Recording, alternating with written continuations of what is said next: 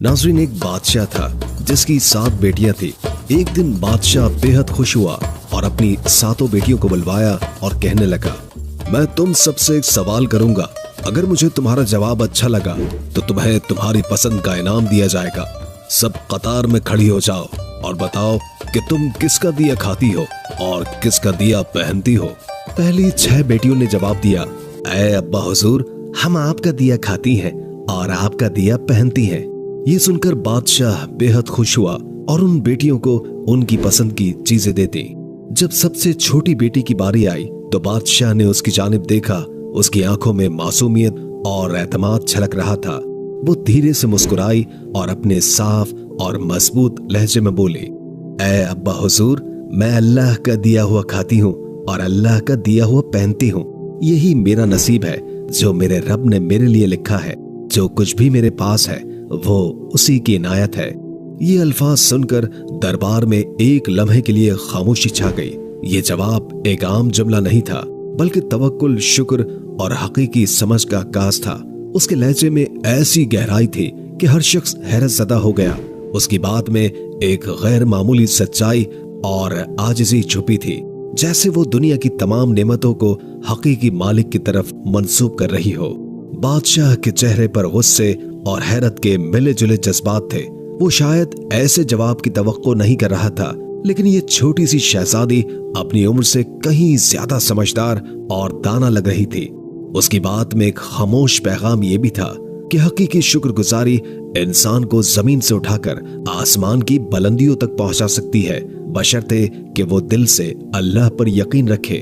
बादशाह ये सुनकर गुस्से से कांप उठा। उसके चेहरे पर गुस्से की सुर्खी नुमाया हो गई और धाड़ते हुए बोला, ऐ कमबख्त, तुमने मेरी नाशुक्री की है, मेरे एहसानात को नजरअंदाज किया है। ऐसी गुस्ताखी की सजा जरूर मिलेगी। दरबार में सब लोग खामोश हो गए। छोटी शहजादी ने नरमी से जवाब दिया, जो हुक्म अब्बा हुजूर। उसके लहजे में न ही कोई खौफ था न बगावत, बल्कि सिर्फ आजिज़ी और अल्लाह पर यकीन की झलक थी। बादशाह गुस्से में आकर बोला, इस गुस्ताख को मौत की सजा दी जाए। सिपाहियों, इसे फौरन फांसी के लिए तैयार करो। ये सुनकर दरबार में हलचल सी मच गई। बादशाह की छोटी बेटी पर मौत की सजा सुनाना एक गैर मामूली बात थी। सबकी नजरें शहजादी पर थी, जो उस वक्त पुरसुकून खड़ी थी। उसके चेहरे पर खौफ का कोई निशान नहीं था, बल्कि एक अजीब सा इत्मीनान था, जैसे वो जानती हो कि उसका रब उसके साथ है। इसी दौरान बादशाह का वजीर आगे बढ़ा। वो बादशाह के करीब आकर बोला, ऐ आलिजा, अगर इजाजत हो तो कुछ अर्ज करूं। बादशाह ने गुस्से से उसकी तरफ देखा और कहा, बोलो, लेकिन जल्दी करो। वजीर ने नरमी से कहा, बादशाह सलामत, ये आपकी अपनी बेटी है।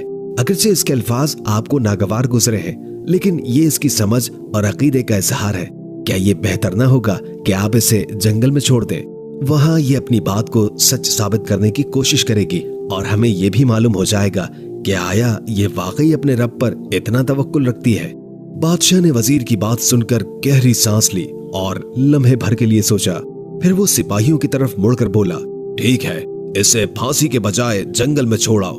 मैं देखना चाहता हूँ कि ये मेरे बगैर कैसे अल्लाह का दिया खाती है और अपने नसीब का पहनती है। सिपाही आगे बढ़े और शहजादी को ले जाने लगे, लेकिन शहजादी के चेहरे पर अब भी सुकून था, जैसे वो जानती हो कि ये आजमाइश भी उसके लिए अल्लाह की रहमत का दरवाजा खोलेगी।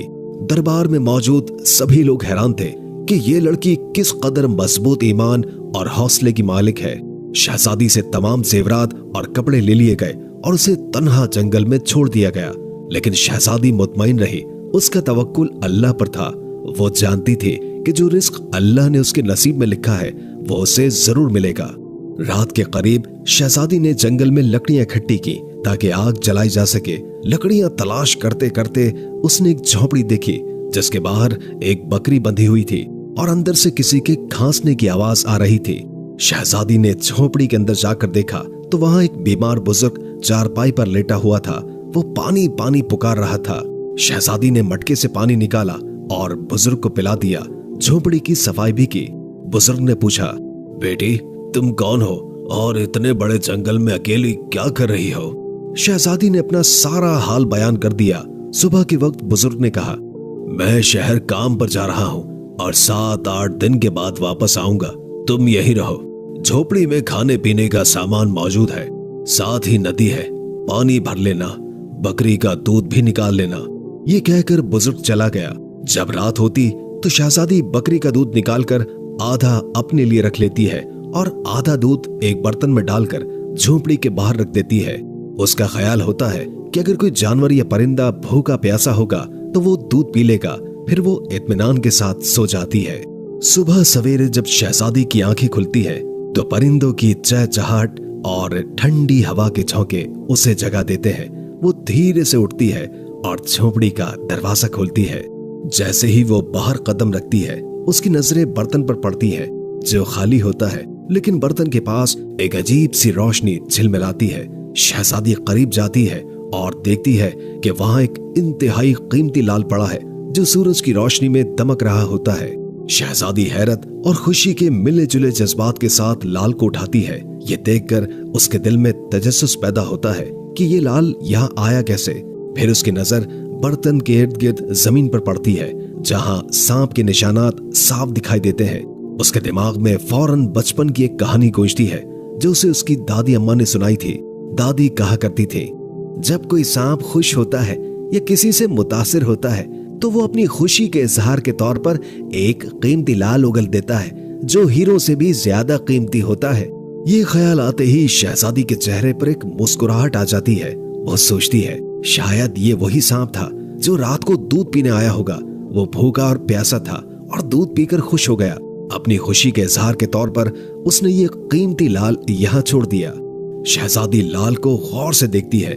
उसकी चमक आंखों को खीरा कर देने वाली होती है। वो दिल में शुक्र अदा करती है और सोचती है ये अल्लाह की तरफ से एक और निशानी है कि वो अपने बंदों को कभी अकेला नहीं छोड़ता। ये वाकया शहजादी के दिल में मजीद यकीन और सुकून पैदा कर देता है।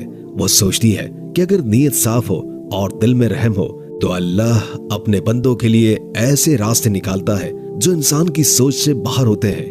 वो लाल को महफूज जगह पर रख देती है और दिल में अहद करती है कि आज रात फिर बर्तन में दूध रखेगी, ये देखने के लिए कि क्या ये मौजज़ा दोबारा भी होता है या नहीं।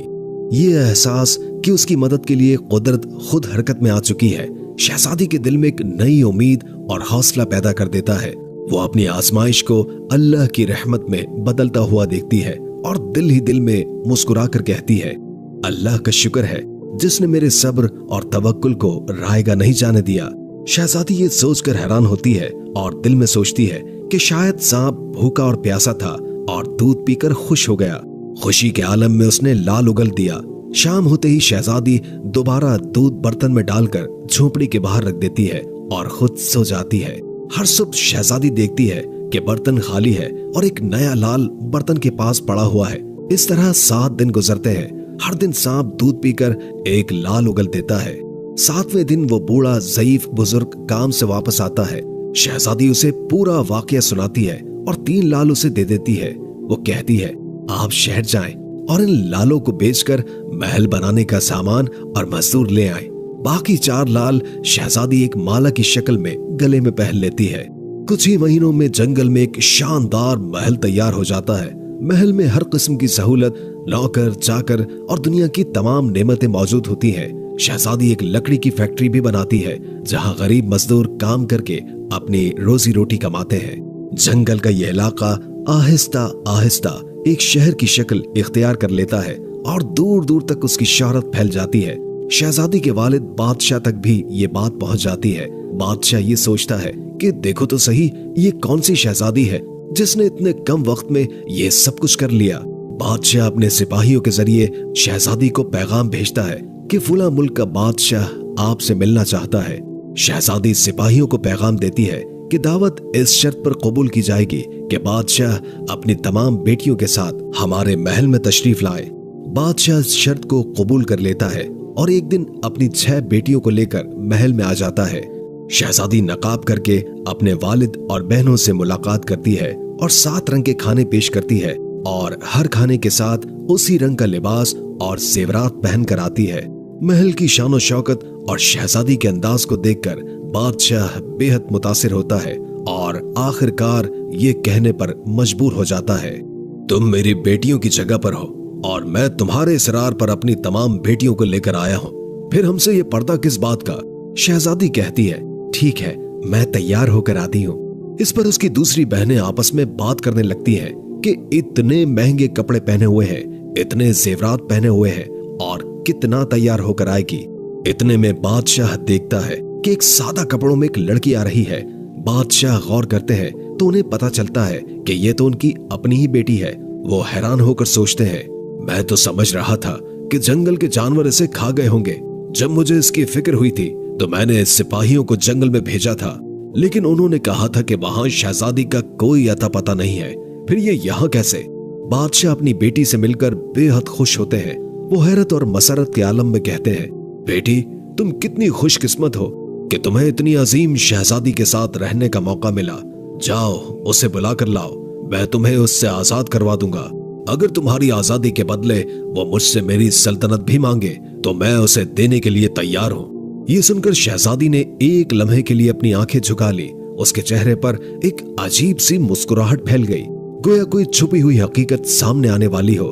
बादशाह और दीगर बहनें हैरानी से उसकी तरफ देखने लगी। शहजादी ने सर उठाया और नरमी से कहा, अब्बा हुजूर, वो शहजादी कहीं दूर से नहीं बुलानी पड़ेगी। बादशाह ने उलझन से पूछा, क्यों, क्या वो करीब ही है? शहजादी ने मुस्कुराते हुए नकाब हटाया और कहा, क्योंकि वो शहजादी मैं खुद हूँ। ये सुनकर बादशाह की आंखें हैरत से फैल गई और दरबार में एक सनसनी सी दौड़ गई। हर कोई सख्ते में आ गया। बादशाह ने कदम बढ़ाए और हैरत के साथ बोले, ये कैसे मुमकिन है? तुम तो जंगल में अकेली थी। ये महल, ये शान और शौकत, ये सब कुछ तुमने कैसे हासिल कर लिया? शहजादी ने पूरा एतमाद लहजे में कहा, याद है अब्बा हुजूर, मैंने कहा था कि मैं अल्लाह का दिया हुआ खाती हूँ और अपनी किस्मत का पहनती हूँ। ये सब अल्लाह की इनायत है। आपने मुझे आजमाइश में डाला, लेकिन मेरे रब ने मुझे कामयाबी से नवाजा। ये महल, ये दौलत, ये सब मेरे रब का इनाम है। बादशाह ने गहरी सांस ली। उसकी आंखों में शर्मिंदगी और फख्र के मिले जुले जज्बात थे। वो बोले, बेटी, तुमने आज मुझे एक सबक सिखाया है जो मैं कभी नहीं भूलूंगा। शहजादी ने मुस्कुराते हुए कहा, आजमाइश हमें तोड़ने नहीं बल्कि मजबूत करने आती है अब्बा जान, और जब तवक्कुल अल्लाह पर हो तो दुनिया की कोई ताकत हमें शिकस्त नहीं दे सकती। ये लम्हा बादशाह और सबके लिए एक गैर मामूली मोड़ बन गया, जहां एक बेटी ने अपने सब्र, तवक्कुल और हौसले से साबित कर दिया कि अल्लाह के फैसले हमेशा बेहतरीन होते हैं। शहजादी मुस्कुराते हुए बोली, बाबा, बात भूल गए क्या? बादशाह ने कहा, वो क्या? शहजादी ने कहा, मैंने आपसे कहा था कि मैं अल्लाह का दिया हुआ खाती हूँ और अपनी किस्मत का पहनती हूँ। देखिए, मैं अल्लाह का दिया हुआ ही खा रही हूँ और अपनी किस्मत का ही पहन रही हूँ। ये सब मुझे मेरे अल्लाह ने अता किया है। शहजादी ने मजीद कहा, बाबा जान, अल्लाह ने मुझे कहां से कहां पहुंचा दिया है और आज मैं आपसे भी ज्यादा अमीर हूँ। ये सुनकर बाकी तमाम शहजादियां दिल में सोचने लगी, काश तब हमने भी यही कहा होता कि हम अल्लाह का दिया हुआ खाते हैं और अपनी किस्मत का पहनते हैं। इस कहानी से सबक मिलता है कि हमेशा अल्लाह ताला जिस हाल में भी रखे उस पर खुश रहना चाहिए। जो इंसान अल्लाह पर तवक्कुल रखता है, अल्लाह उसे कभी तन्हा नहीं छोड़ता। नाज़रीन, आप हमें कमेंट बॉक्स में जरूर बताएं कि ये कहानी आपने अपने बचपन में अपने दादा दादी, नाना नानी या किसी बुजुर्ग से सुनी है या आज पहली बार सुन रहे हैं। अगर आपने ये वीडियो मुकम्मल देखी है तो कमेंट बॉक्स में मुकम्मल का लफ्ज जरूर लिखें ताकि हमें पता चले कि कितने लोगों ने हमारी वीडियो को आखिर तक देखा है। दोस्तों, शहजादी के लिए एक लाइक तो बनता है। इस वीडियो को लाइक जरूर कीजिए और अगर आपको ये वीडियो पसंद आई हो तो इसे दूसरों के साथ शेयर करें और मजीद दिलचस्प वीडियो देखने के लिए हमारे चैनल को सब्सक्राइब करें।